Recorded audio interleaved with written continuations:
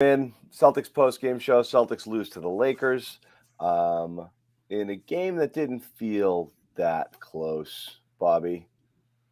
Second half, certainly no. The disappointing thing is, I thought you started this game so much better than the Lakers did. Set an early They tone did. and just completely let the tenor of the game swing in the Lakers' direction drastically. And I thought it was physicality. I thought it was toughness, determination, and sort of intangible things that There was are some. concerning. There was some. I think on top. I mean, I hate to play the make-miss league game over and over and over again, but the last three games have really been an example of it with Utah and what happened in the last game, and then tonight. Celtics just had no secondary scoring beyond Jason Tatum, and it was a problem. These are the nights where you're like, oh, that's why it's super important to have Jaylen Brown out there, because on a night Schroeder didn't get it going, they really didn't have anybody to create a second offensive option there. And they tried everything. Richardson tried to get stuff going a little bit. Schroeder again was cold from the field, but got to the free throw line. Rob He did did. tremendous things, but again, Rob's a guy you're setting up for baskets. He's not creating his own offense. And nothing else. They tried Neesmith for periods. They tried Romeo. Just nobody could get anything going offensively. That third unit they looked like they were just stuck in mud there. They weren't getting quality shots, and that's where the game got away from them. Yeah, let's start with Schroeder, because this is where we're going to disagree. I didn't love the game he had. Again, it's not a matter of disagreeing. You have good games and bad games. This Yeah. was a game where his shots didn't fall. He wasn't able to get to the rim as easily. But I mean, I think, what did he end up with? 6 field goal attempts? Yeah, he settled on a few early. He took a couple threes and he took a couple jumpers early. He wasn't getting downhill, but he still got, 12 free throw attempts? Yeah, and Yeah. it was, he hit him. Other guys didn't, I thought, in this Yeah. one. Looking at the final line on him from the line there, I think it was 8 of 10, and then everybody else shot. I'm not even going to do the math on the fly, but it wasn't a great free throw shooting game. So, some good things from him. Again, this is the balance you're playing with him, is that he gives you aggression and offense that you need when it's not coming from other places.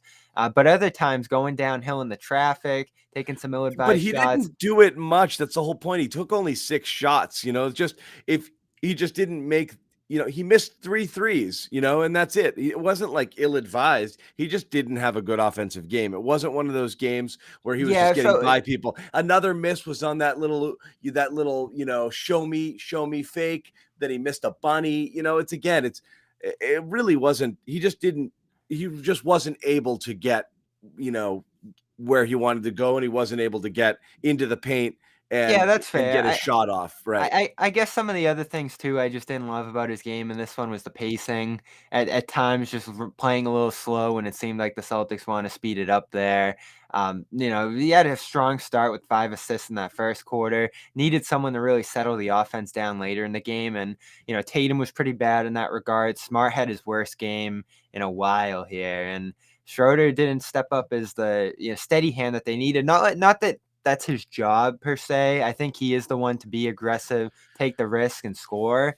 But on a night where no one's filling that gap, I'm trying to think of what loss this reminded me of from earlier in the year, where just nobody stepped up as the point guard in this one.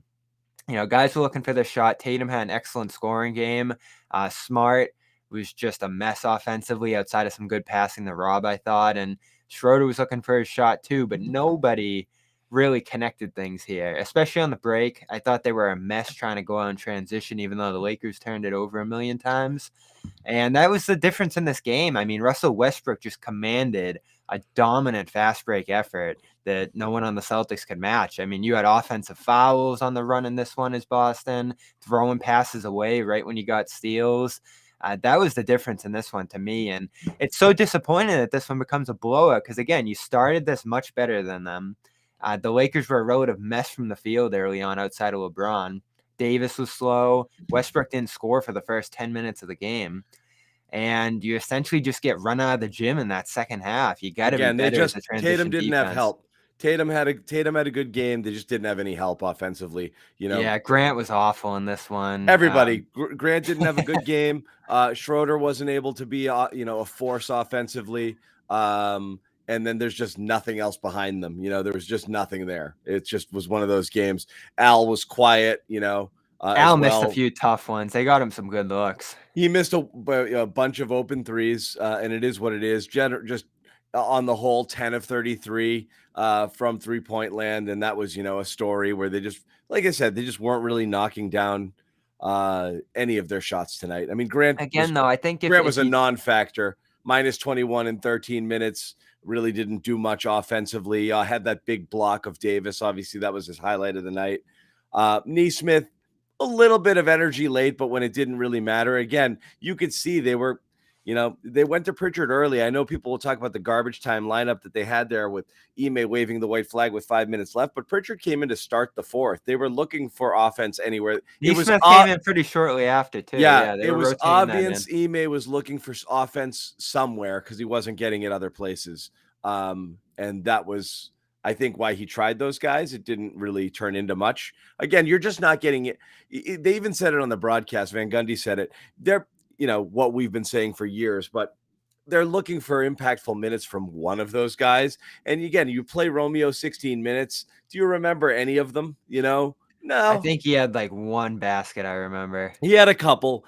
He missed a bunny early, hit his next two. One was on a little cut where he was under the basket there. And then, Pritchard comes in and he's friggin' had a bunch of open threes and he's knocked down 2 of 5. But you're just dying for a contribution from any of those guys and you're just not getting them.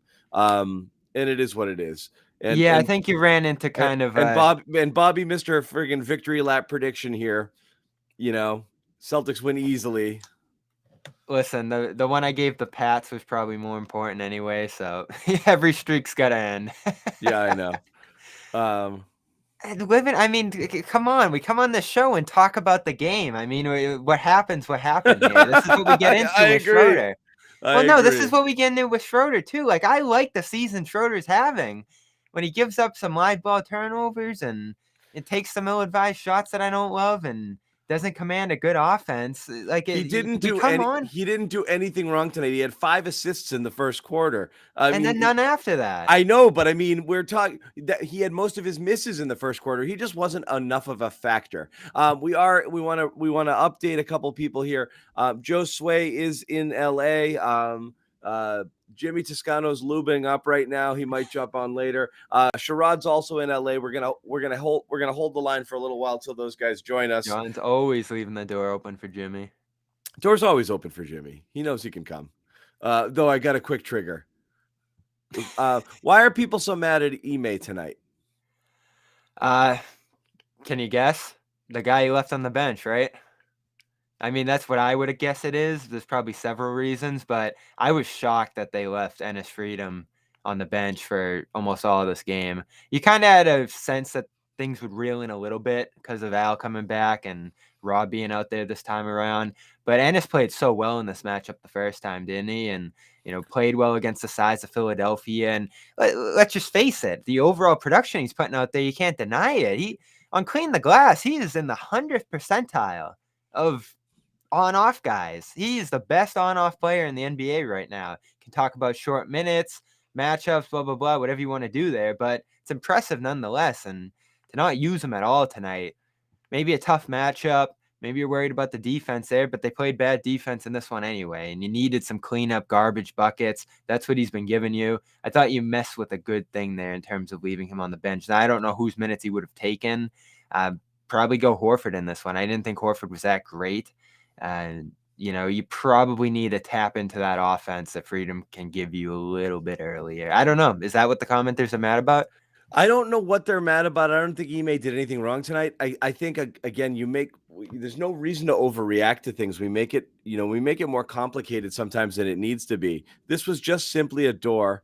I'm reading a comment. This is just simply a game where nobody had it going for the Celtics, and they literally just couldn't get anything going offensively outside of Tatum, and that's it. I don't think there's much more to the game. LeBron was on point. He had a really good game. The last time they faced him was his first game back.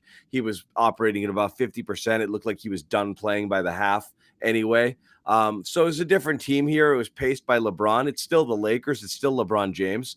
And they just That was it. The Celtics That there's an second. intangible. Yeah. There's an intangible to what they do too. I thought that was really the difference in this one. Like that championship switch just kind of turned on for them. You see the little things they do, like putting Russ on Rob. I mean, he just completely shut him off the offensive boards, boxing him out. I thought some of the things they did on offense were interesting down the stretch there. But really, you got to put up more resistance on the fast break. That play where Rush was like high stepping it from basket to basket, no one got in his way. He just kind of made a fool out of you in that third quarter. And I thought Smart made a few plays early on to show some resistance on those transition runs, but you hate to lose a game just by getting outrun. And I think that's essentially what happened here. But, but for all intents and measures, I thought I the mean, Lakers really only hit. outrun, but yeah, I mean they got bullied. They got beat up inside. The points in the paint was pretty significant. I think it was 66 points in the paint, 18 second chance points for the Lakers. They got beat up a little bit in this game. Rebounding too, Yeah, 63 Lakers rebounds. the rebounding killed them. So the Lakers were physical and they beat them up inside. And the Celtics, like I said, didn't.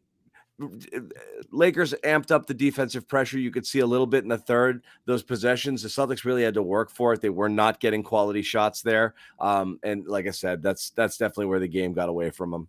And we talked a little bit over the last couple of games how the little things were mattering for the Celtics in terms of just grabbing extra possessions, maybe stealing some turnovers that they threw away back in that Utah game, and just chasing every single shot that they can get. I mean, they produced 10 more shots than Utah in that game. And here, I thought the Lakers just cut off all those things. Like Rob gets that put back in the second quarter. You don't see anything like that again after that. I thought they sealed off that pick and roll that they were running with him early and didn't allow him to go over the top like he was in the early portion of the game. And that's probably the one good thing you're going to pull from this is they unlocked Rob a little bit. You started to see Rob you liked last year. Well, and I want to get into that because it's funny because I get commenters coming at me about Rob tonight. But actually, watching Rob tonight proves my point. But let's get into that a little bit more with Sherrod Blakely, who's joining us from LA. The surgeon. Did they did they supply you with that mask? Or you? Oh. Whoa! Can you hear me? Guys? Careful hands there, doctor. Can you hear me at all? Yeah, we hear you perfectly, Dr. Blakely. Yes. Yes. Well, somebody was getting operated on tonight. Damn it. And I have a feeling this is going to be a disgusted reaction by Sherrod. This is going to be one of those. Yep, the head rubs there. Here we go. Here's my biggest issue. You were executing exceptionally well right out the gate. Everything was falling. And then you never got back to where you were. I didn't hear you guys. I just caught the tail end when you guys were talking about Rob. And I still can understand how they were able to just literally obliterate him for 3 quarters of play after he was incredibly effective and efficient with just running the floor, just catching lobs, just doing those things.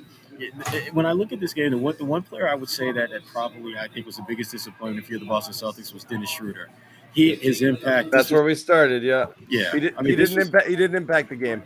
No. He did. Unfortunately, in a bad way.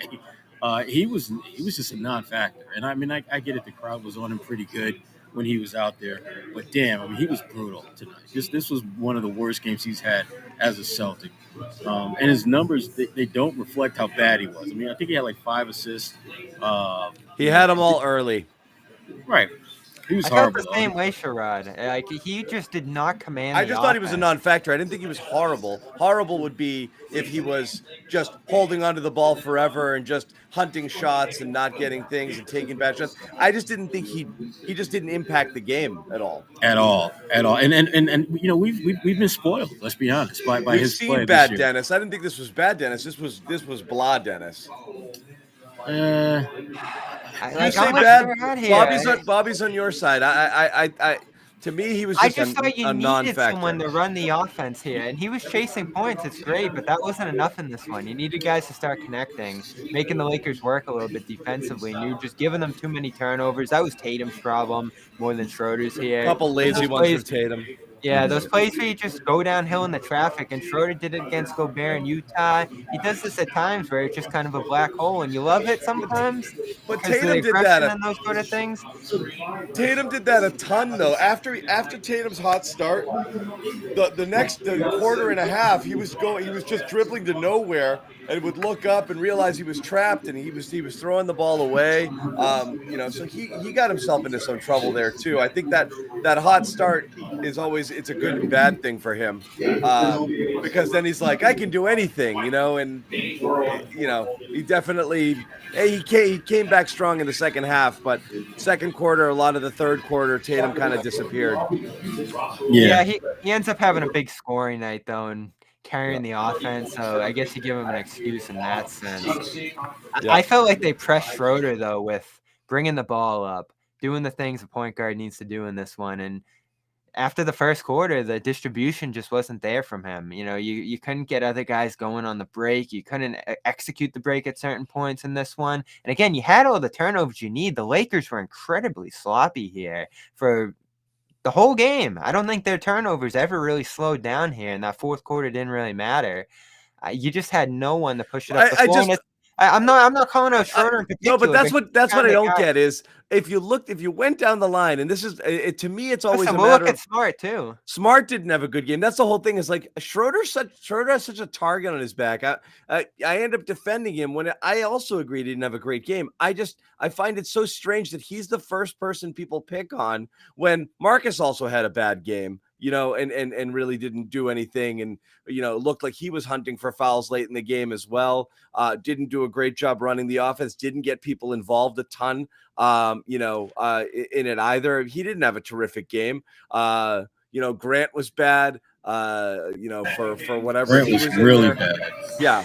Al didn't make a huge impact. There's a lot of regulars tonight who didn't make an impact at all or were downright bad. I just find it strange that Schroeder's the guy we center in on. He's become. I think there's a. He's such a lightning rod these days. Yeah, that's part of it. The defense is part of it in a game like this, I think. And then I think when you look at him, Tatum, Smart, the three guys you lean on for ball handling and facilitating here, I think Schroeder left you with the most what could have been.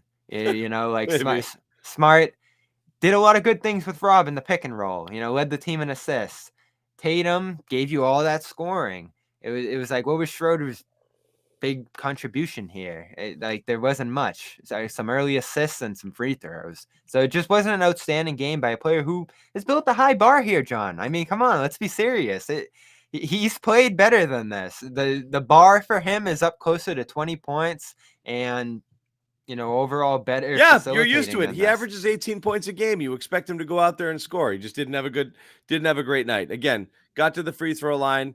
And was able to do a little bit of damage there, but beyond that, again, not much. I just don't know who else you look at here. Like, you can nitpick Tatum's game. I'm looking at the whole again. In my one sentence recap, it would be Tatum can't do it alone as Lakers, bully Celtics. That's it. That's the headline. Like, it was it. Yeah, it was it. It's one of those games. Like, I'm not. If someone's asking, like, I'm not mad. They had a bad game. Nobody except for Rob early. Nobody outside of Tatum showed up. What killed too is when Tatum was destroying the Lakers early and Russ and Davis were dead.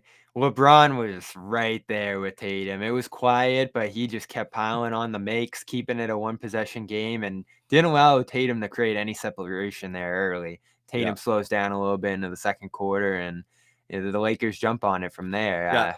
If you want me to get mad about one thing, it was this thing, by the way. The friggin' giggle fest with LeBron and the Celtics bench. Leave it alone, for the love of God. I don't want to see that ever. All the young guys and freedom. And Jalen standing up. Oh, come on. What happened Don't do that? What happened to the freedom LeBron beef? It was like one-liner. Put it away. Ugh, God. Hate that. Sherrod, I want to know what he said. Me too. Sherrod, any other observations from there? Oh gosh, what do we? Well, I haven't heard all that you guys have talked about, but the one thing that no one is really talking about, only because it's just us in the media, but we all know how Cedric Maxwell feels about the Lakers. Yeah. We all know how James Worthy feels about Cedric Maxwell and the Lakers.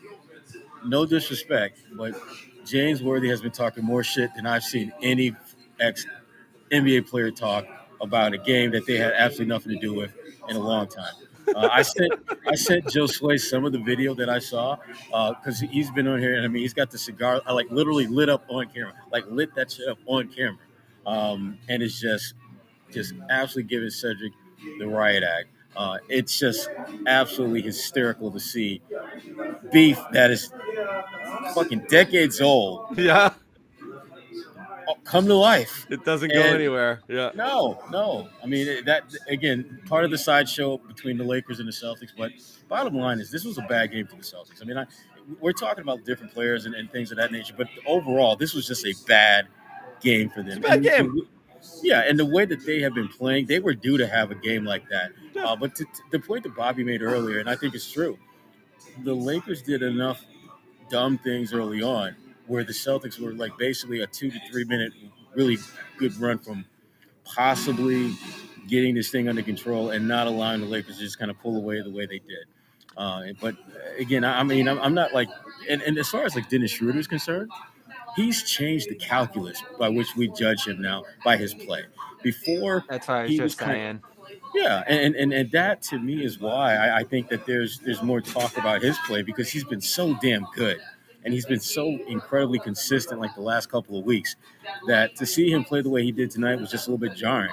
But we know with Marcus Smart, I mean, up and down Dow Jones average, some nights really great, other nights not, but the effort is always going to be great. Obviously this wasn't a night where that was enough. And then, as you guys mentioned earlier about Rob, I loved his game early on. I love what I was seeing, and just to see it just kind of poof disappear, very frustrating. That's a bummer too, and it's the reason I wanted to get into Rob a little bit was, again, people are in my timeline like, oh, does he look springy enough for you, John? And I'm like, that's exactly what I'm talking about. Like, this looks like Rob from last year. At the beginning of the season, it did not look like Rob from last year. Are you telling me you can't see about a foot's worth of vertical difference in the way he's jumping, just where he's catching the ball? Again, any lob or any dunk or any play that he had above the rim early in the year was barely above the rim. We're watching him get blocked on some attempts, and now he's catching balls with his head at the rim and ducking under it to slam it, doing That it with was the a left moment, hand. huh? He'd had a couple of those. The one he almost put down on Davis with the left that he got fouled on was insane. And just the coordination, the agility to catch, I mean, little teeny things too. That play, and I'll give credit to Tatum on a secondary assist when he got trapped, hit Smart with that cute Wow, little the bounce. hockey assist. The hockey assist, Smart with that cute little bounce pass to Rob, who caught it in the lane and goes and hits the shot and gets fouled. How many bigs catch that pass? Very, His very hands few. were great. Yeah, His hands that are one from so Smart. good. In a tight space, a lead pass with him running towards the basket to catch Davis it down right low there. and to turn and bang right there with a big guy right in front of you is insane coordination and hands for a big guy. And so when you see that stuff, you're like, that's the magic. That's the stuff we saw last year. And you're like, oh my God, this guy has to play 30 minutes a night. Why is he only playing 17 or 18? He wasn't that guy at the beginning of this year. But again, poof, it was gone. He was a jaw-dropping difference maker in the first half, and then he just kind of went away. And Yeah. I don't. And again, I understand. They make some switches and this and that, but like, throw it up to the big fella. It's just like you gotta look for him. You get the ball in his hands, good things happen. I mean, he was, he was great. He was great for those. Certainly for the first half. Yeah, makes you wonder where that's been for sure. And I don't think it's just the physical factor that you point to there. I think it's a matter of Smart being the only guy that can get it to him, really. Schroeder threw one to him early on, but Smart seems to be the only guy that's consistently connected and can run that pick and roll with them. Schroeder's not a tremendous pick and roll point guard. Tatum scores well out of it, doesn't really find guys in that set there. They certainly missed Kemba in that regard, to bring his name up. He was so good at running those plays. So you left with Smart as kind of a low usage point guard, left with few opportunities to find him. And frankly, you should be running that Rob play just about every single time. I don't At get least it. the leverage it creates, because you don't have the Again, shooting. we talked about the gravity, Yeah. that term, we love it, whatever you want to call And it. minutes but too. the Ramp roll up the gravity, minutes here. that stuff is real, especially after he's boofed a couple on you like that big. And then every time that he comes and he sets those screens, everybody's like, I don't want that to happen again. It creates space. Like, you should be running those things all the time. It is very strange when they go away from it. I don't know why you wouldn't do that more. He's out there, just run it. And it's what he does as good as anyone in the league. And when you have a guy that has a skill that sets them apart from the masses, you got to milk that, particularly when you don't have a roster that has that luxury of going to a guy like that. I mean, it's not like you've got three. It's not like you're Brooklyn, where you've got like 3 of the top 10 players in the NBA on your team, where you don't have to necessarily go to a certain player's go-to strength. You need that with Rob. You're Right. not going to have any shot of being in top 4, top 5 in the East if you don't start maximizing what Rob does well. That's the key, Sherrod. Especially knowing that you may or may not have him for the next game or the next game, because you just literally have no idea how his body is going to respond from one game to the next. So when you have him on the floor, you got to get the most out of him. Well, yeah, and Sherrod, that's an excellent point, because it's again, we talk about, generally speaking, like, what is this team about, and it's hard to really say, when they're playing good defense, you can say, okay, it's a team that's what, but we haven't fully developed an identity, but you don't have a lot of like things that stand out on your team. You're not filled with shooters. You don't have big bangers. You don't have a point guard who can do it all. But what you have is the magic of Jason Tatum, and him able to create his own offense. You have Jaylen Brown when you have Jaylen Brown, and you've got Rob, who's a thing that most teams don't have, and most teams don't really have answers for. You can't defend a guy that's a foot above you, like, you can't defend something up there, and that's just what he does. It's a unique skill set, and one of the few difference makers on the team and differentiators for that team. So you're right. Part of it is, he goes out there and you're like, how in the world did he touch the ball only twice tonight? We know he doesn't have face up moves or post moves, but you've got to be looking to utilize that more, recognizing what else. We've talked about this with Bobby. What do you want to do? You want to be that team that whips the ball around the perimeter and shoots 43s, but only shoots 32% from 3? We've seen that. I've seen that movie. I don't want to see it again. Yeah. And yeah. This is just a general conversation too, because they did it tonight. Like, this is what you actually want to see. No, you want to see more of it. It's Yeah. a general conversation of you want to unlock Rob. It sucks that you saw so much of it in the first half and not at all in the second. So it's the more Jekyll and Hyde sort of tale of two halves. But generally speaking, it's more of a referendum or a critique of how little they have done it throughout the year. This year, when it is really something that helps separate them, and he's a guy who's consistently making a difference. Tonight was a weird one, for him too. Yeah, and you were looking for some defense too. Like, this is a guy who crashes the offensive boards. I don't think that was working in terms of stopping the transition defense. It was interesting, mixing in Nesmith with the starters there, and Rob on the bench, and the other guys out there. Actually, the best unit for the Celtics in this one. A little bit of spacing, a little bit of aggressiveness from him. So, for all the Nesmith lovers who want to see him get mixed in a little bit here, I think he showed you something on this trip to start. Pritchard making some shots down the stretch. That's maybe something you start to implement a little bit more as you experiment here. Try to go away from that double big a little bit, because that was a disaster in this one. Try it. I wouldn't be against it. I just like the fact that the young guys. I thought Nesmith looked awesome again. Yeah. Well, they're making the most of their minutes, and that's how you get more minutes. And I don't understand why that's such a difficult concept. Was Richardson on ice the whole second half? I like it. Yes, after some good minutes in that first half too. Yeah, he was one of the few guys that was actually making some shots after Tatum. What happened there though? What did he do something to get benched? I don't keep an eye on it. Yeah, I mean, he may have with these guys and injuries. I mean, it's crazy with them.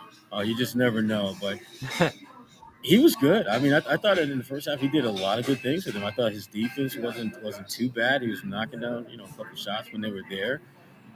He was playing his role, and that's the thing about him that I've liked for the most part.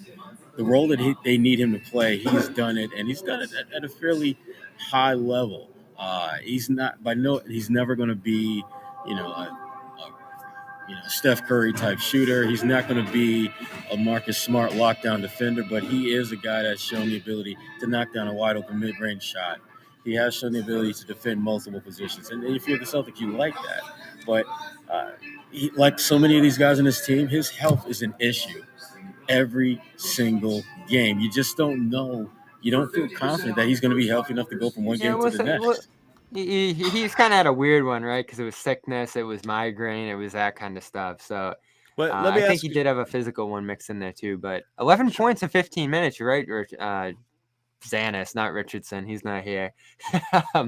That was a good start from him, and you do wonder where he went. That's a great observation. Sherrod, let me ask you a quick question. Why do you think right now people in the chat are lighting up Ime? What is it Ime did tonight that you think is I went with freedom, Sherrod. upsetting people? I don't think people get that mad about Ennis. They're actually probably happy to see him on the bench.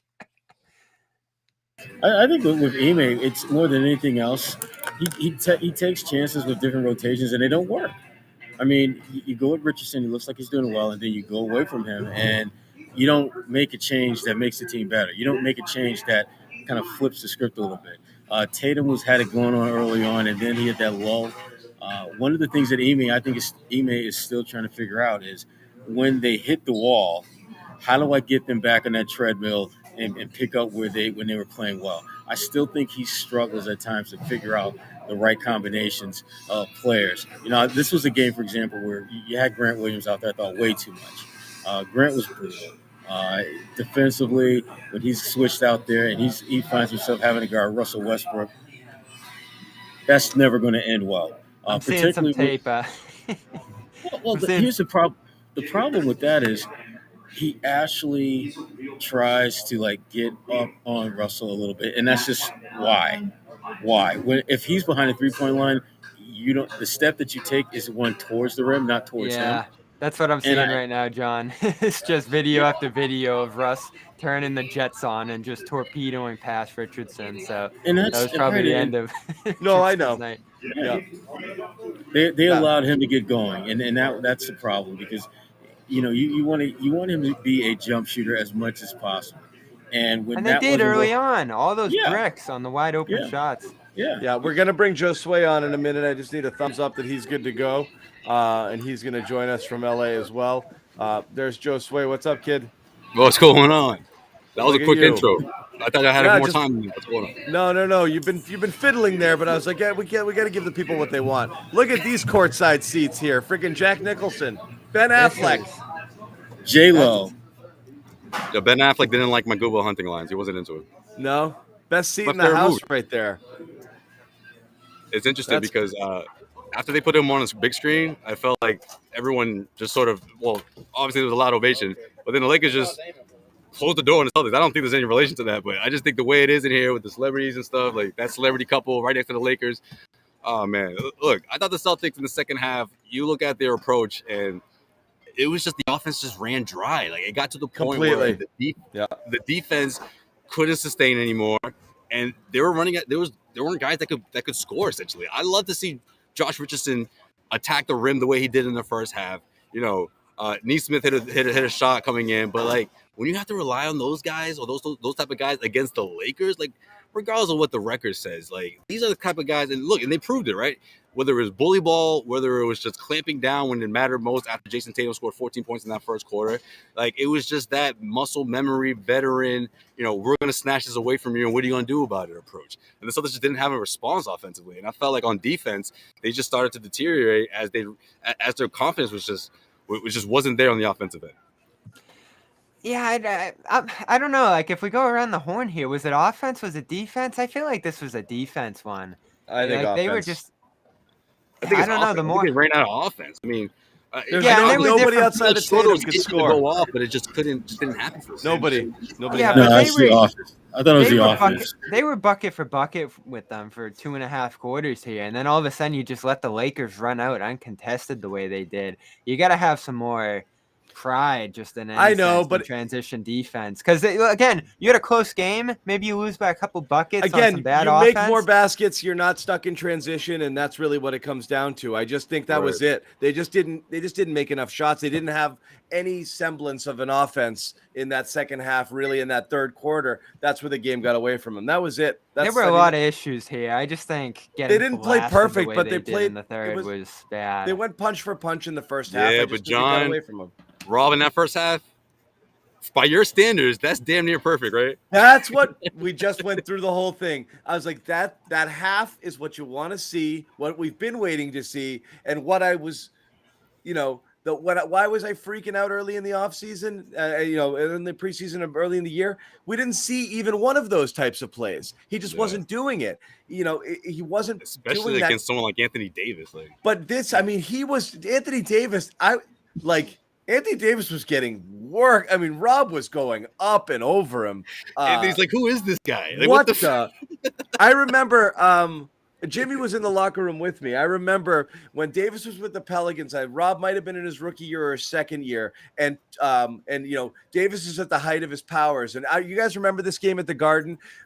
Davis posted up, and Rob blocked him twice. Okay. Yeah, with New Orleans, and it was in New Orleans, and he looked up like. I was in the locker room and I went in just to ask Davis that question. And I was like, I was like, hey, Rob, he got you a couple of times. Were you surprised? He's like, yep. He's like, that guy, that guy can get up. It was a really good answer. His eyebrows went up too.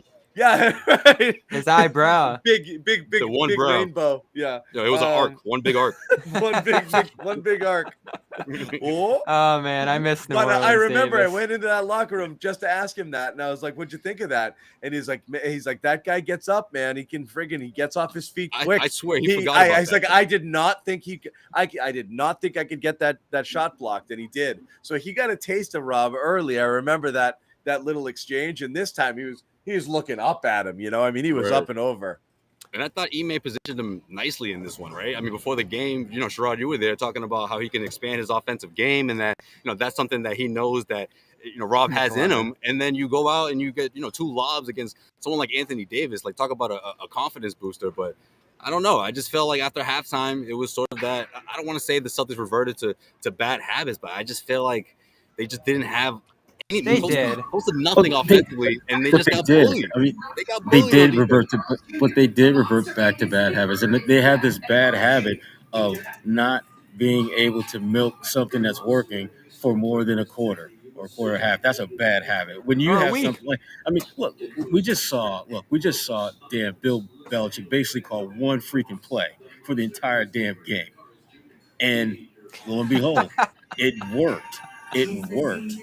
Now, we need to build a helicopter in and call Rob pick and roll every single play, first to fourth. It worked.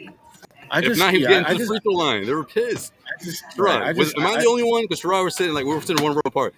It felt like I felt the vibe around the arena, or at least our section was just like, who's this dude? Could have been the Rob come-out game. Yeah, I mean, there was a lot of I heard one guy behind me being like, "Was that Anthony Davis?" Like they didn't know who this guy. Like they weren't sure about it, Because I mean, the first one where Schroeder just threw the lob, and Anthony Davis was just like in the wrong place at the wrong time and just got boofed on. It was just like, whoa.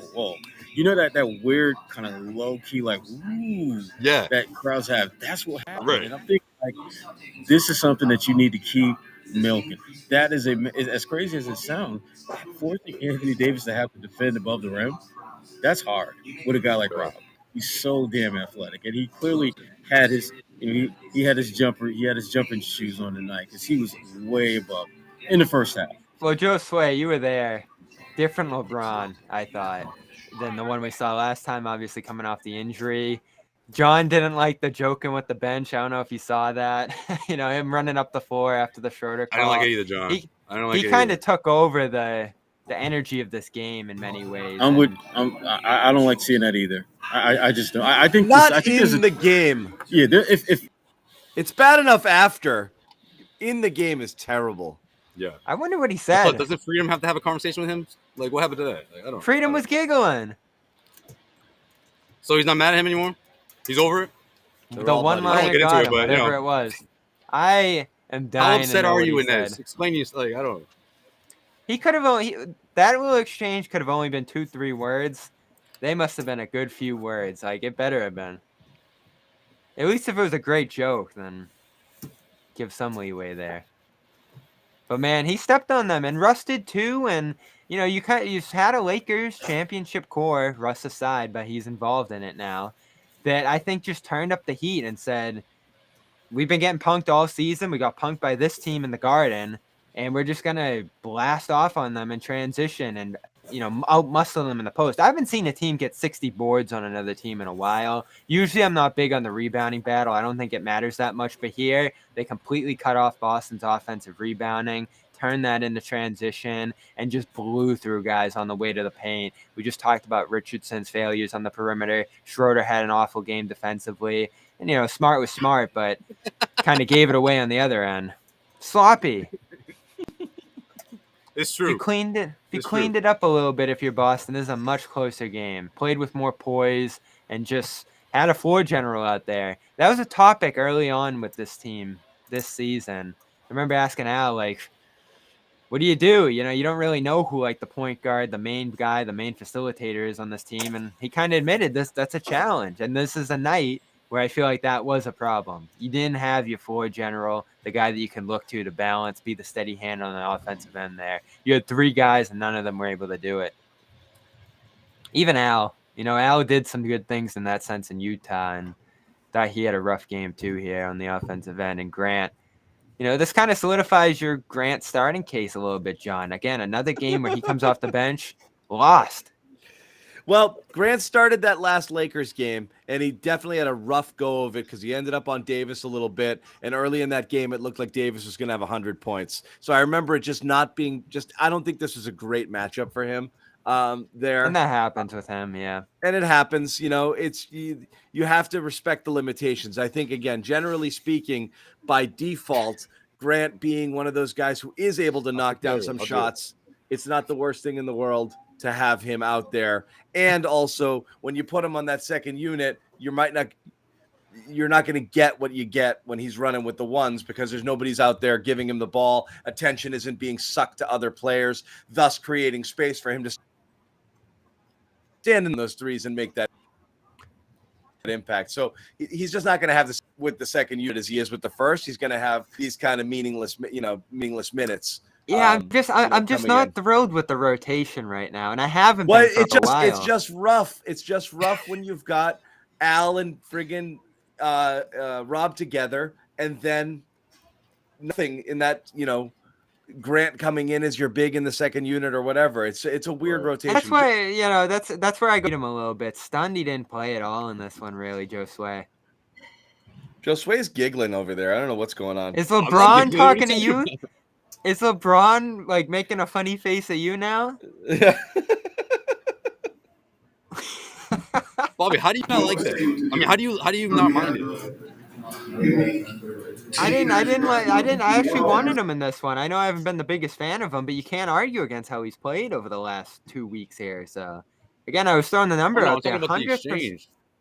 Oh, yeah. I mean, I don't think anyone can like that, especially with the way the game was going at that point.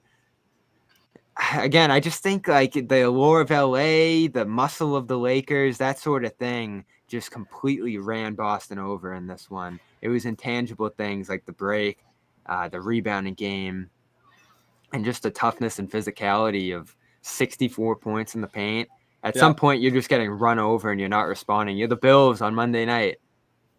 Wow, Bobby, I love the cross sports references. Yeah. Well done, Bobby. Well done. Especially with well done. It's the Patriots in good light right there. It's a good one. I love that. And that's a wrap. We had a big audience last night. People were geeked about that game. That was awesome. Yeah. All right. Well, we've exhausted this game. The Celtics sucked. It was a bad game. It happens. They have another tomorrow against the Clippers. Hopefully, a different team shows up.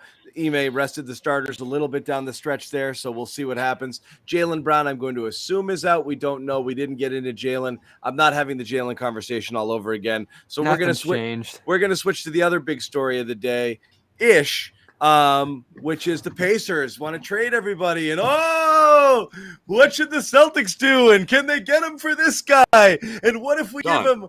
Why is Turner in that graphic? Huh? Why is Turner in that graphic? Hey, Brown loves him. I'm just saying. That ship has sailed. They better not trade for Miles Turner. No. But I'm just saying. So now, what are Celtics fans doing? If we give him Nesmith and Pritchard and Richardson and like all your garbage and throw in a pick or two. Don't you dare touch Jaylen, right? Yeah. But we're back to this conversation again. Would you trade for Sabonis? Abso-freaking-lutely. If you're the Pacers, does a conversation end when you say you can have anyone but Jaylen? Yes, it probably does. So again, you're right back to square one. The Celtics are not trading a bunch of spare parts for an all-star center forward. Not going to happen. So that's the end of the conversation. Good night. Like, that's it. That's it. That's where it goes. If you don't want to trade Jaylen Brown, there is no trade. That's it. Nobody wants to trade Jaylen for Sabonis, right? I mean, that's where the conversation obviously starts. And then there's no trade. Exactly.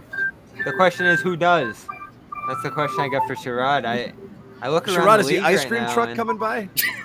Yeah, I'm saying. I wish. I was like, is that me? Sherrod is in the Showtime cycle too here. The allure. Sherrod. I would not do that. I would not do that. It just doesn't make sense in terms of your roster. It doesn't make sense in terms of bang for your buck. I mean, Miles Turner, he's had a great couple of years defensively, but Jaylen is just so much more a complete player. And I do think that ultimately, if let's say you're Indiana. Yeah, Turner is out of the question. I am in on Sabonis, who I think could connect the Jays a bit here. Phenomenal scorer, playmaker. I think untapped potential in his game from being the caught same in that double age. big combination there. They're both 25 years old. I think this guy, you haven't even scratched the surface of what he's capable of in the right system, in the right array of offensive talent around him. Again, he's the number one option here in Indiana. He makes, he produces his own offense. Nails. Yeah, and if you remember a couple of early games, it was like a back-to-back the Celtics had with them, and he was just running the offense down the stretch in crunch time, creating plays where the Pacers beat the Celtics there. That's where Jimmy fell in love with the Pacers. I actually need him in my corner here to hype up Sabonis, but I think this is the perfect chance to consolidate, and I think there's a bigger opportunity, tell me if I'm wrong, Sherrod, to make a deal without Jaylen here, just because of, I think, the overall value of Rob and what you've built up in him here, the array of picks you have at your disposal, plus the contract matching. You don't have an array of picks. You have a bunch of whose picks. Pick you talking about? You have a bunch Every of picks single one of the Celtics' future picks. That doesn't matter. Everyone's got that. That's the whole thing. You have to look at what the Celtics have that other people don't. They have a bunch of crappy picks, like middle of the first round picks. And Bobby's trying to give away his spare tire. And then a bunch of nothings. And it's the nothings that make this deal impossible. If Aaron Nesmith was somebody else, you might be able to trade him because you might look at that and say, this guy could be potential, who knows what, starter at the very least. A starter at least. But you don't have any of that. You have a bunch of guys that you can get anywhere. So the Celtics have nothing to sweeten that deal with. Nothing? So you're hyping up Rob all show long. Rob is the only thing you have to sweeten that deal with. But Rob is now a guy making $54 million over 4 years. And what are you going to do? Have Miles Turner and Rob together and trade Sabonis? That doesn't help you. It doesn't matter. You're just compiling assets if you're Indiana. Here's my thing. That doesn't help you. Help you.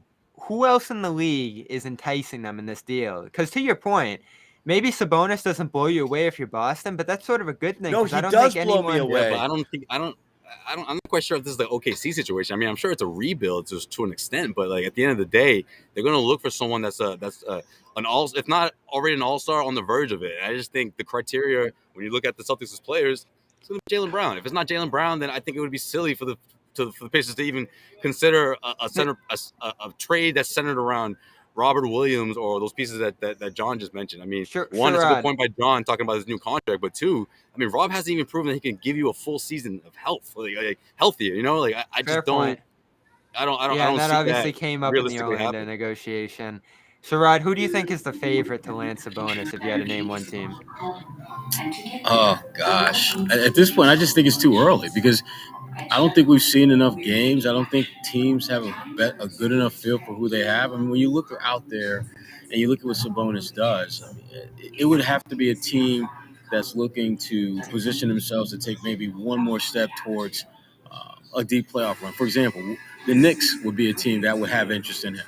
When you look at what he does, you look at his impact. What are they offering? Well, see, that's just the thing. I mean, it's not even so much that. It's what do they have that you would want? That's the question that you need to ask. And that's the issue with a lot of teams. That's the issue with the Celtics. I think there's one team out there that can surpass the Celtics offer, and it's Philadelphia. Wait, Bobby, first of all, there is no Celtics offer. That's the whole thing, is the Celtics have the same thing everyone else has, which is their own draft picks, and then nothing else. That's not good, and that's not it. That's the whole point, is there is no Celtics offer. There actually is nothing other than their draft picks. That's their that's their problem. I mean, it's one player, but it matters. No. That's the centerpiece. I think John got it right. Deal. Do you want to trade Jaylen or not? I think that's sort of the conversation. I don't think Rob. I think Rob is fine. I think Rob is the guy who sweetens a deal that allows you to trade. What do you need to get this done? Simmons, certainly. I mean, Indiana wants Simmons. You're talking about an all-star, and you're going to trade a borderline reserve and a couple middle first-round picks. It's not great value for the Pacers. Like, I like Rob a lot, but I mean, if you're the Pacers, you're like, I'm getting a guy who plays 25 minutes a night, scores 8 points a game, grabs a couple of boards. That's nice, has some big dunks, but he's not anything established yet, and I got to pay him for 3 more years. And then I get nothing. Like, I don't know that that's enough. Like, if you want a young up-and-coming potential all-star, something, maybe they view Rob in that light. I don't know. But again, that's the key. I don't know. I think the Celtics have what everyone else has, which is just draft picks. And not I agree a lot with of Josue that you do run into that. You're going to give us Jaylen or hang the phone up thing. And I think they run into that a lot with the trade discussions. Certainly, because why wouldn't you ask for Jaylen if you're one of these teams? I just think this is a situation. You absolutely have to. Yeah. I mean, you would not be doing your job if you didn't. I just think this is a situation where, in a very unique circumstance, I don't think there's a great fit for this guy around the league that's not Boston. And Philadelphia is the only one I can think of. And we know where Philadelphia is at with their outrageous imagination of what they think Simmons is going to garner for them eventually. This would be a great asset management play for them. Get a guy in Sabonis who can help you now, who you can flip down the line possibly. I don't know if they're going to do it, but if they don't, like Sherrod mentions the Knicks, I mean, I think they're sort of looking at Lillard waiting on that thing. A lot of teams are. The Celtics, he was actually here. They're in a position to consolidate things where I just think this is kind of a no-brainer. You have all this different stuff, and again, you might be right, John. Maybe it's not enough, but do you take that extra step now because this is your chance to? Like, is Beal knocking on that door? Is Levine knocking on that door down the line? This might be the star that's available to you right now that you actually make that aggressive push for. And, maybe the stuff that you have right now outside of Jaylen isn't enough, but I'd give it a shot. If you can get an all-star caliber player for anything not named Jaylen Brown, you absolutely try to push your chips in because you will not have another opportunity if you think that that's important to you. So, yes, if it were a couple of picks and Rob and take your pick of the kids and they would do it, you have to look at it and say, yeah, and that would kill me to get Rob. And you're find a lot of acquire a player of this caliber. And again, when everyone's scrutinizing Sabonis, he can't do this, he can't do that. Nobody's perfect. There's maybe 10 perfect players in 10 players in the league that are above reproach. Everyone else has some warts, even your own stars. Jason Tatum's got them too. So I don't want to hear necessarily about what Sabonis is not. It is a Josue's been compromised. Yeah, it's a top tier player. Did the security come and take him away? I think so, yeah. So I don't know. That's where we're at. So Sherrod, forget about what it works. How much do you like the player? You're talking about Sabonis? Yeah. Yeah. Love him. I mean, he's an ideal big. I mean, a guy that can space the floor with his jump shot. You can put him at the elbow and he can run your offense half court sets. He's a good rebounder. He's physical. He's not afraid to get his, put his nose in there and do some things. And the X factor that doesn't get talked a lot about is his lineage. I mean, his dad, passers in the best game. passers. So he has the Oh DNA. man. He's got the DNA to be an elite player. There's not a lot about his game that surprises anyone, because when you look at how his dad played, it's really his dad, only in a lot of ways better. A modern version of it, pretty much. I just think it's a great fit too, because his weakness is defense. He doesn't have great footwork on that end. There's some canter to him in the pick and roll.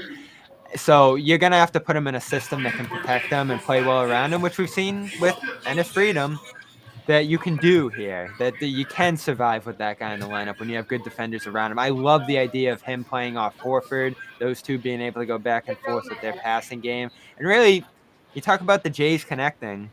If you have a guy who's running offense out of that big man spot and both the Jays moving off him, that might solve that problem a little bit here. This isn't Ben Simmons in terms of a passer, but you have a guy that can get 4 or 5 assists a game here.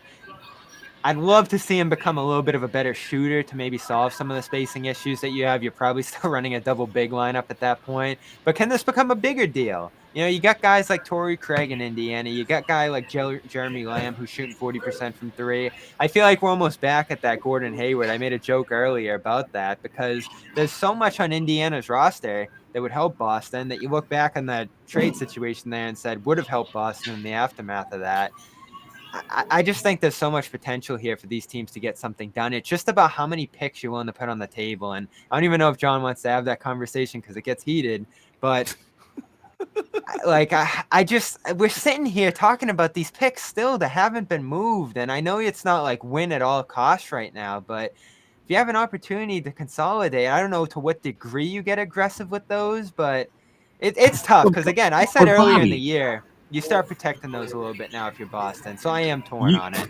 You are not going to move a player who's an all-star for a bunch of pieces and parts. You're just not going to do that, particularly a young player like Sabonis.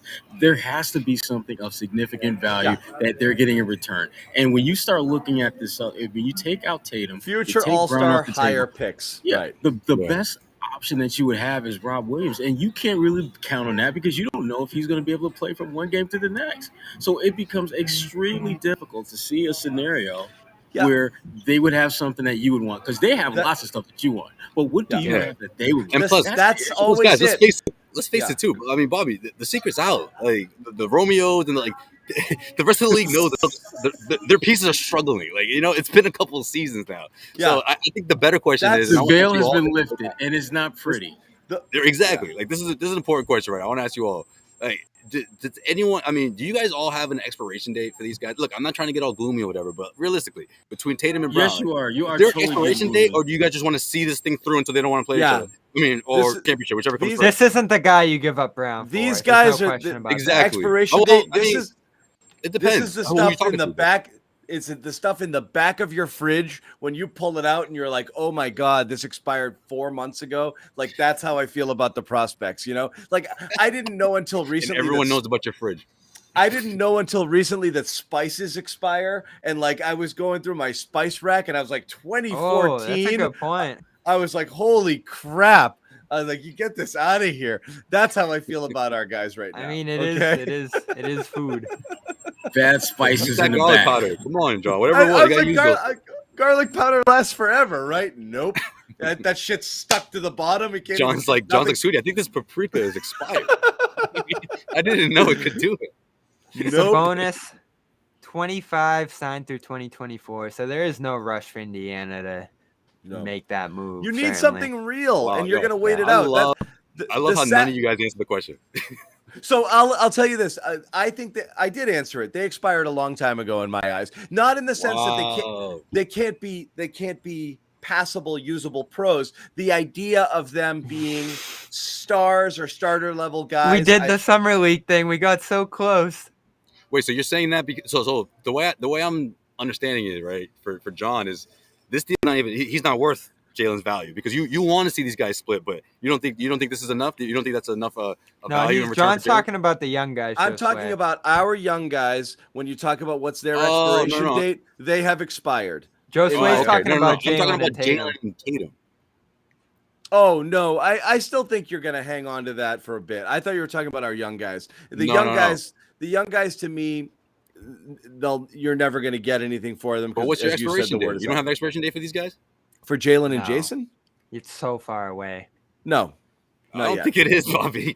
The NBA 2-3 seasons is a whole lifetime for some. I mean, that's a long way It's away. always in my it's mind. the year before the contract. One of them year. is up. It's the year before the contract See, year. that's sometimes that's when it's too late, Joe. You know, That's the year. That's when the clock is running. That year where you're like, you're good, right? You know. I'll give him 2 seasons. This is the tricky. Including this and one. that's All right, years. mark my words. Yeah. 2 seasons. I'm giving him. Yeah. This is And then they the gotta figure tricky things out. spot they're still in, and we've kicked this back and forth. Like, which direction do you go here at this point? Like, I have argued in favor of keeping the picks, sort of riding that thing out because of the value of them. And John's made this point that they're lottery tickets. You know, you never know when a star is going to come at 14 that you can develop and work up, and all of a sudden it's not Neesmith, it's Kawhi Leonard at that place. Maybe Brad's a great drafter and just kills Danny's recent draft. That's the in terms point. of what he does to come. You're much more likely to hit to cash in a lottery ticket there and have one of those guys turn into a starter caliber player than you are to pull off some sort of magic, miracle deal. Yeah, it's much more likely to hit with one of those.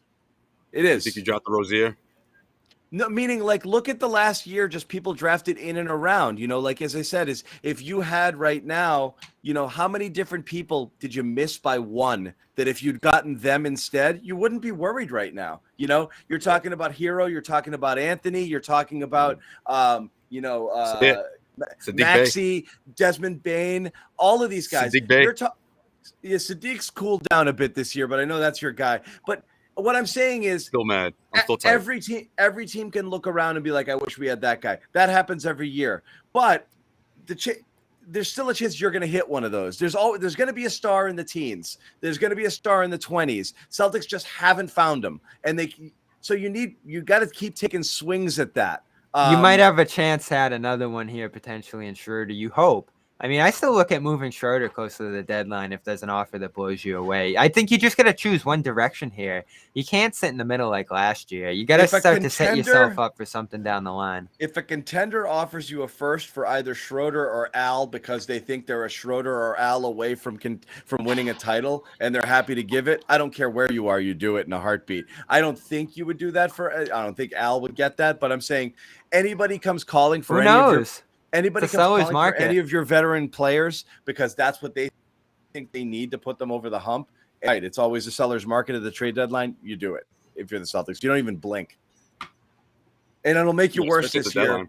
Yeah, but you do it, and it opens up some minutes for young guys, which will make people happy at some point. The thing is, they're just not gonna fall to that level. We're floating at that 500 point again. They lose tomorrow, they're back to 500. They'll probably win a game after that out of the next two and stick at 500 at that point. So there's no onus in terms of the production or record. I mean, this has been the story of the postgame show for 2 years now, is just that up and down, and there's really no needle that points you in a buyer's direction, which they ended up doing last year, but not aggressively enough for it to really matter in Fournier, or a seller's direction, which arguably they should have done last year, maybe with certain guys. So, I don't know, but I do think you just have to start to establish some sort of direction for yourself long term here, because the pieces that are in place for this team right now, maybe Rob inches closer to all-star status, becomes more consistent, healthy, those sort of things. But that's always my hope. I don't know if that bumps you up the East hierarchy, especially when you have a Chicago, Lillard potentially going to New York. There are going to be things that happen in the East over the next year or two that bump you even further down the ladder if you're Boston potentially here. So I'd love to see something this year that at least starts to point them in some sort of direction. What ends up happening is your two under 25 stars all of a sudden become over 25, and they're roughly the same player. And there are a lot of other people came into the league who are also really, really good. And now from a talent perspective, you aren't you aren't sitting on this pile of like, oh, we've got our young stars, we're totally fine. No, you've got two guys entering their prime with no supporting cast, and you have nothing around them. So you got to really be worried about draining the assets. You got to get premium talent, or you got to hold on to assets, right? You can't just. And that's why I take a long look at Sabonis. Like does it make you a contender, a finals team today? No, but It's man, not. does But you that know how many shots? consolidate things. Yes and no, but how many shots are you getting? Again, people always are looking at the imperfections of the player. How many shots are you getting at an all-star caliber player at this age? Through free agency or through other trade opportunities? Not many. If you have a legit shot at acquiring Sabonis for less than Jaylen Brown, you have to consider any and all offers. And listen, I'm not going to say it because I'm just not. I'm not going to do it, but I'd be putting some picks on the table. I would. Let's just say that. Yeah. But do they want the damn picks, Bobby? Depends how many. No, I don't Rebuilding think teams it does. do not like picks in the teams. Right? Unless we're talking OKC. I mean, that's like the only team is just doesn't. Isn't that how every trade works though? Like Harden, 20s picks from the Nets. But Holiday, you do them. It's not 20s Bucks. picks. It's not. The way you do it is you do them well into the future. So the Nets picks, the Nets, the picks you gave up there were 2024, 2026. The first like picks, the first pick Robin swap Thiemann is the first pick swap is 24 on that Harden deal. The first. You think about doing that if you're Boston, John? Yeah, it's the same thing with the Jrue Holiday deal. Those are future deals because you're not grabbing late first rounders. You're doing what the Celtics did the first time around with KG and Pierce, which is into the future when you're going to be bad. And obviously the timing with the Celtics worked out there great. But you're not drafting. You don't want Milwaukee's pick next year or Again, I don't think you're in like win or die mode right now, but there is a little bit of urgency here. Like what's your move going to be? I mean, with that said, how do you guys feel about someone like Karis LeVert if he was the centerpiece? Like, what would it take for the Celtics to trade for someone like that? Is that a gamble? Would you like That's a buy low guy for sure. It definitely is a buy low guy, and it's your. I feel like that's the kind of weapon this team could use, whether Dennis Schroeder is part of the future or not. Just another guy who can put the ball on the floor. He's tough to defend. I mean, he doesn't have a whole lot of size, but you put him alongside. I mean, that's Tatum definitely Brown, a guy you give up one pick for. He could get his own. He can create. Celtics need guys like that. That's definitely Bobby wants to acquire. Bobby wants to acquire picks just so he can trade them. I mean, that's what Danny wanted to do way back when, but he never traded them. Traded them. He never did. That's a good point, Josue. I'm so torn on him because he looked phenomenal in Brooklyn. He obviously had that medical condition a year ago that really threw him off, and he's been awful ever since. Oh man, he was amazing before that. I'd obviously buy low on him. I just don't know if they're selling him low. I think they're trying to sell him high here if they're going to do it at all. So probably not. Yeah. Yeah. I mean, but again, you do need that third wing. They're going to sell, Sabonis high, but man, I don't know. I do love the idea of that. Depending on what the market says, maybe the Celtics can put something together there that, of course, doesn't involve, Jaylen or Jason. Yeah. Let's put a bow on it. We're deep into the night. We're approaching 2 a.m. Eastern time. 2 a.m. over there, guys. It's what we do, guys. And we're back tomorrow because F that. We don't sleep. Yeah. I'm going to sleep right here, actually, guys. I'll be right here. We don't sleep at CLNS. That's our motto. Okay? No days off. No days off. We do this every night. We do this every night. Last night was a breeze, Patriots. Off at 1:30. Tonight we're pushing. What was Boston Radio saying? Are they all in now?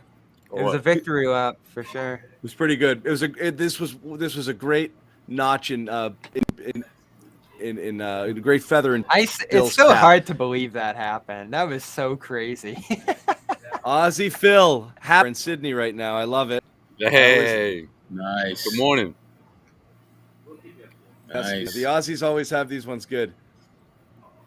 Still early in California too. Yeah. I bet you can't expect this score, dude. Closing thoughts from the guys in LA before we let you guys go and dance around on the court and take pictures and all of that stuff. On to the Clippers. Yeah, well, I was just gonna say this is a chance for them to get it right. I at first I didn't agree with Ime's decision to pull the plug as early as he did. But I'm like, well, 5 minutes left. They're coming right back here tomorrow. You know what? I get it. You know, he obviously was disgusted with the effort and thought that, you know, from a couple of quotes that I read from after this one, you could see his intention or his anger rather, and they deserve that. But of course, I think they respond well tomorrow, and I think that's what sort of led to that decision. It was like, look, I'm just gonna set with you guys. You know, I'm gonna wave the white flag. We're gonna get this right the next game, and you know, otherwise, everything we were saying up to this point, you know, is like, what happened to that? You know, and especially in that first quarter, Tatum scoring 14 helps, but I just thought overall it was a group effort on defense, and Robert Williams was in there. Robert Williams showing flashes of the good old days. You know, I thought of John. I was like, oh shit, John's gonna love this one. And then, you know, you come up flat. But again, I just thought offensively they just didn't have enough weapons, or they just ran dry. Yeah, this was clearly a game where there were ample opportunities for them to make it way more closer than it was, and they just didn't get it done. Bottom line, at the end of the day, they just sucked. This was a bad game. Clippers, I agree with you, Josue. I think they will be better against the Clippers, but man, I mean, it's kind of a bummer though, because again, it didn't feel as though like the Lakers were really executing at a high level. They just did enough to win, and the Celtics, you know, did enough to allow themselves to not win. I thought this game was more about the Lakers than the Celtics, in my mind. Like, I think if you're watching this as a Lakers fan, this is like, oh, geez, we saved the season, thank God. And that's kind of how the Lakers played in this one. You're about to fall to 12-13 if you're them, well past the 20-game mark here. There was a real urgency to the way they were playing that Boston just didn't match there. And maybe they should have, but after 2 games where you're flying high and you're spilling over on the bench in Portland and you just get to L.A., I can imagine falling a little short there. But like Josue said, you got to win tomorrow. You're better than the Clippers, I think. It's close. Yeah, you know, it's again, there's no teams are so clearly better than that they just win by showing up. So we'll see who shows up tomorrow. Sure, I'm just saying that. Everything was bad. Shooting was bad. Transition defense was bad. Got the boards. Got beat up in the paint. Second chance. We're missing Brown now, right? Bring him back. No AARP game. No secondary scoring. They lost every battle. They lost almost every category across the board in just bad game tonight. So toss it tomorrow. The gang obviously remains in LA, so we'll have stuff from Sherrod, Josue, and somewhere behind the scenes, Nick is there. Nick is lurking. Yeah. He's lurking. I had to calm him down a bit, but he'll be ready to go for our segments. Yeah, he's back there. So you guys hit the court, do your more stuff coming up on our YouTube channel, post-game reaction from the team and also from Josue and Nick and the guys out there. So make sure you subscribe and check that out. Until then, we're back tomorrow and same cast of characters. No Jimmy. It's in his contract. So there's nothing we can do about that. Nights? Can't do it. He said he doesn't do West Coasts. You know, load management for Jimmy. Yeah. Load management. That's just load management for Jimmy. It throws off the sleep pattern. It's the whole thing. Yeah. Thank you guys for joining us on a late night. We're back tomorrow. Come back, join us. Tell all your friends. Australia. You guys are. Yeah. You guys are always with us. So we love that. And until